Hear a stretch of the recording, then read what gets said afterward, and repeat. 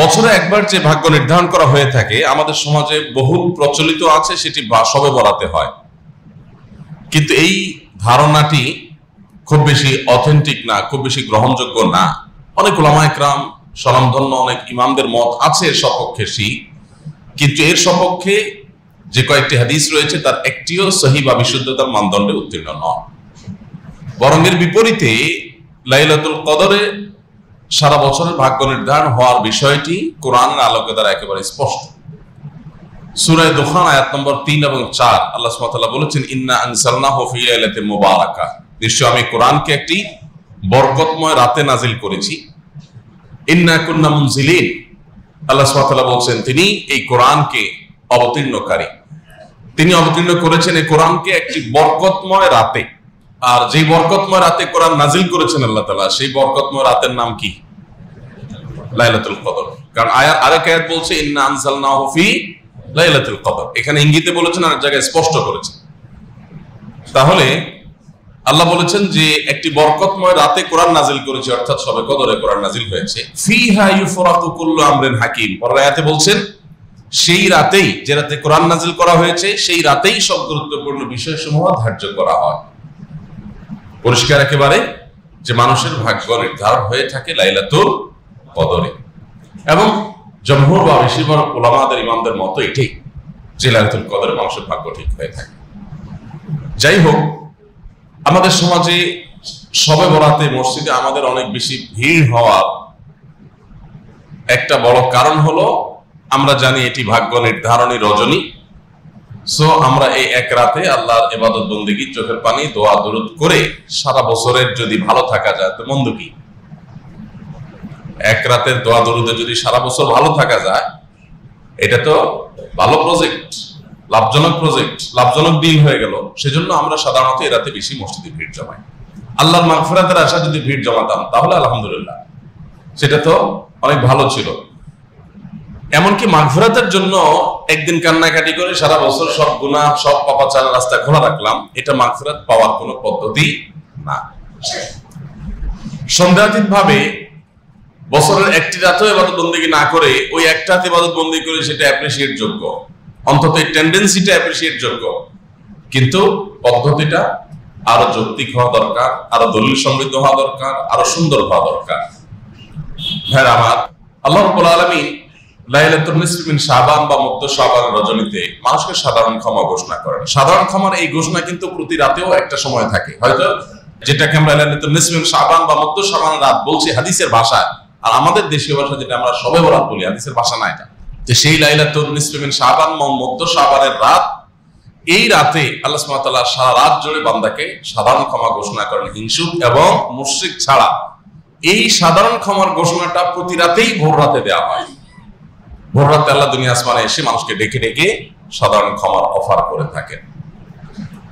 তো আল্লাহর ক্ষমা লাভের চেষ্টা, এটা প্রশংসনীয়। কিন্তু আমরা আমাদের ভাগ্য সুপ্রসন্ন হওয়ার যে প্রক্রিয়া আমরা অবলম্বন করে থাকি, সেটা আসলে ভাগ্য সুপ্রসন্ন হওয়ার সঠিক প্রক্রিয়া না, অন্তত হাদিস কোরআন সেটি বলে না। আজ আমরা সেজন্য আপনাদেরকে এমন কিছু আমল, এমন কিছু কর্মসূচির কথা জানাতে চাই যে আমল এবং কর্মসূচিগুলো আমাদের নসিবে ভালো কিছু যেন লিপিবদ্ধ হয় তার জন্য সহায়ক হবে। আমাদের ভাগ্যে যেন আল্লাহ তাআলা ভালো কিছু দেন, আমরা ভাগ্যে যেন ভালো কিছু পাই, আমাদের সৌভাগ্য যেন অর্জন হয়, ভাগ্য যেন সুপ্রসন্ন হয়, সেটার জন্য কিছু আমল, যে আমলগুলোর মাধ্যমে আল্লাহ সুবহানাহু ওয়া তাআলা আমাদের নসিবে ভালো কিছু দিবেন। সেরকম আমলের ভিতরে এক নম্বর আমল হলো বছর জুড়ে সারা বছর ঈমান এবং তাকওয়ার চর্চা করতে থাকা।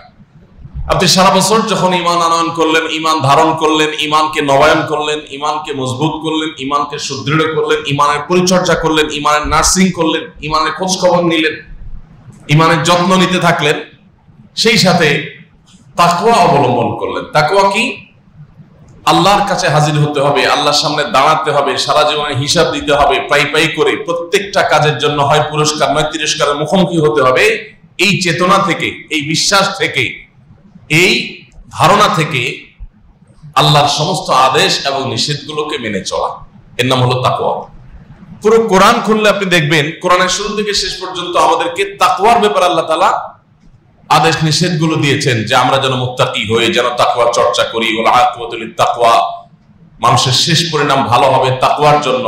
ওয়াল আকিবাতু লিল মুত্তাকিন, মুত্তাকিদের জন্য শুভ পরিণাম হবে। জান্নাত সম্পর্কে বলেছেন উইদ্দাতুল মুত্তাকিন, এটা মুত্তাকিদের জন্যই প্রস্তুত করা হয়েছে। কোরআন সম্পর্কে বলেছেন হুদাল লিল মুত্তাকিন, এটা মুত্তাকিদেরকেই পথ দেখাবে। গোটা কোরআন দেখবেন যে সমস্ত আয়োজন মুত্তাকিদের জন্য।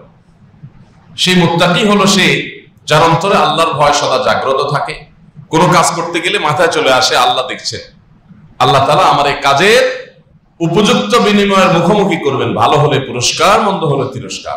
এই বিশ্বাস, এই চেতনা অন্তরে সদা জাগ্রত রাখা এবং সেই বিশ্বাসের চেতনা আমাকে পরিচালিত করবে, এটা ধারণ করতে পারার নাম হলো তাকওয়া। তো এই তাকওয়া যদি সারা বছর জুড়ে থাকে তাহলে আপনার ভাগ্য, আমাদের ভাগ্য সুপ্রসন্ন হবে, নসিব আল্লাহ ভালো কিছু দিবেন। কারণ অচল মেশিন কি আমরা শুধুমাত্র এই মেশিনটা টিকে আছে, টিকে থাকা নির্দিষ্ট সময় পর্যন্ত যে প্রয়োজন আছে সেই প্রয়োজনে যতটুকু যা দরকার আমরা তা করি। এর বাইরে অতিরিক্ত নিয়মিত তেল, মোবিল ইত্যাদি দেওয়া, অতিরিক্ত পরিচর্যা, এটা আমরা অচল মেশিনকে করি না। আপনার একটা ফ্যাক্টরি আছে, একটা অচল মেশিন আছে, কিছু সচল মেশিন আছে।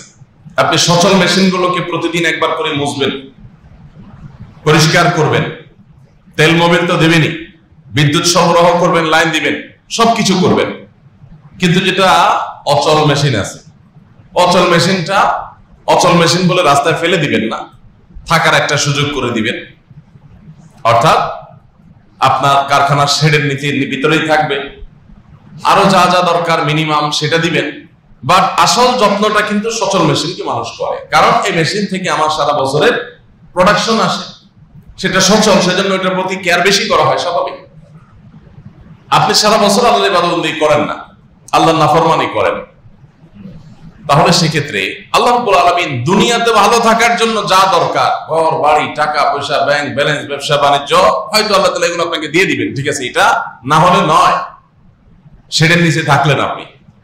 বাট আসল যত্ন যেটা, সেটা আল্লাহ রাব্বুল আলামিন তার ঈমানদার ও মুত্তাকি বান্দাদেরকে দিবেন। যেভাবে আমরা আমাদের সচল মেশিনগুলোকে আসল যত্নটা করি, মন থেকে যত্নটা করি, কারণ এখান থেকে আমার প্রোডাকশনটা আসে, আল্লাহর আনুগত্য করে, আল্লাহর গোলামি করে, তারা আল্লাহ রাব্বুল আলামিনের আসল রহমতটা লাভ করে। আর যারা আল্লাহর প্রতি অবিশ্বাসী, তারা দুনিয়ার টাকা পয়সা, ভোগ বিলাস, এগুলো হয়তো মুমিনদের চাইতে অনেক বেশিও ভোগ করে, কিন্তু আসল যে প্রশান্তির মূল চাবিকাঠি, অন্তরের সুখের যে মূল চাবিকাঠি, সেটা আল্লাহ তাআলা তাদেরকে দেন না। এই জন্য সকল যুগে, সকল সভ্যতায়, সব সমাজে আল্লাহর প্রতি ঈমান আনা মানুষগুলো তুলনামূলকভাবে মানসিক প্রশান্তি বেশি লাভ করে, তাদেরকে আল্লাহ তাআলা সুখটা বেশি দান করেন। আর আল্লাহর প্রতি যাদের ঈমান নাই, বেঈমান, তাদেরকে আল্লাহ তাআলা বাহ্যিক উপকরণ অনেক বেশি দেন, কিন্তু তারা ডিপ্রেশনে ভোগে, তাদের মানসিক শান্তি কখনো হয় না। তো এই জন্য আমাদের নসিবে ভালো কিছু আল্লাহ রাব্বুল আলামিন রাখুক, সত্যিকারের প্রশান্তি, সত্যিকারের সুখ, অন্তরের সুখ, সেটা আল্লাহ তাআলা দেখ। এটা যদি আমরা চাই তাহলে বছর জুড়ে ইবাদত বন্দেগী করতে হবে। এক রাতের ইবাদত বন্দেগী কোনো যুক্তিতেই সারা বছর ভালো থাকার জন্য যথেষ্ট নয়। আপনি এক রাত বেশি ইবাদত করতে পারেন, কিন্তু বছর জুড়ে আপনার ইবাদত বন্দেগী করতে হবে। কোন নেতা, কোন জনপ্রতিনিধি, তার কর্মী, সে যদি সারা বছর নেতা সাহেবের আশপাশেও না থাকে, নিজের ধান্দা ঘুরে চাঁদাবাজি করে, মাস্তানি করে, পাড়া পাড়ায়, মহল্লা মহল্লা নিজের মতো নিজে চলে খায়, নেতা সাহেবের ধারে কাছে আসে না, তার জমা খরচও দেয় না, তার কোনো কাজেও আসে না, হঠাৎ করে নেতা সাহেবের কাছে যখন কোন ত্রাণের লট চলে আসে, তার কাছে যখন কোনো বরাদ্দ চলে আসে, কোনো বাজেট চলে আসে, হ্যাঁ, তখন যদি ওই কর্মী এসে হাজির হয়ে যায় যে এখন তো ভাগযোগ হবে, সো আমি এখন এসে হাজির হয়ে গেলাম, নেতা সাহেব তাকে দিবে না ঘাট ধাক্কা দিবে? যেই কর্মী সারা বছর কাজ করেছে, ডানে বামে ছিল, আগায় যোগায় দিছে, নেতা সাহেবের হয়ে কাজ করছে, সেটা চাঁদাবাজি হোক, ভালো কাজ হোক, মন্দ কাজ হোক, নেতারা যেসব করে, যদি সেই কাজগুলোতে নেতা সাহেবের সহযোগী হয় কেউ সারা বছর, তাহলে নেতার কাছে যখনই কোনো বরাদ্দ আসবে, যখনই কোনো বাজেট আসবে, যখনই কোনো রিলিফ আসবে, তখন সর্বাগ্রে ওই কর্মীর জন্য একটা বাজেট রাখবে, কারণ ওর ঠিক রাখতে হবে, নেতাগিরি করতে হবে, ঠিক না? ঠিক। যদি আল্লাহ রাব্বুল আলামিনের শানের সাথে এগুলোর কোনো তুলনাই চলে না। আমি শুধুমাত্র মূল বিষয়টা বোঝার জন্য এই সাবজেক্ট আনছি, তুলনার জন্য না। যে আল্লাহ সুবহানাহু ওয়া তাআলার প্রতি যারা ঈমান আনে, আল্লাহ তাআলার জন্য, আল্লাহর কাছে যারা আল্লাহর আনুগত্য যারা করে, আল্লাহ রাব্বুল আলামিন প্রকৃত সুখ এবং আসল প্রশান্তিটা তাদের জন্য বরাদ্দ রাখেন। আপনি সারা বছর কোনো খোঁজ খবর নাই, শুনছেন লাইলাতুল কদরে ভাগ্য নির্ধারণ হয়, এবার ওই রাতেই শুধুমাত্র ইবাদতবন্দি করতেছেন, আবার নিয়ত আছে যে পরের দিন থেকে আর ফজর নামাজ পড়বেন না। আপনি কিভাবে আশা করেন যে আল্লাহ বলেন আপনার নসিব ভালো কিছু দিয়ে? বরং আপনি যদি তওবা করেন যে আল্লাহ এই রাতে আমি তওবা করলাম, সারা বছর আমি ভালো থাকবো, আমি নেক থাকবো, আমি মুত্তাকি থাকবো, আশা করা যায় আপনার ভাগ্য সুপ্রসন্ন হবে। তাহলে 1 নম্বরের আমল আমরা পেয়ে গেলাম, সেটা হলো বছর জুড়ে ঈমান এবং তাকওয়ার চর্চা করলে আল্লাহ সুবহানাহু ওয়া তাআলা আমাদের নসিবে ভালো কিছু দিবেন।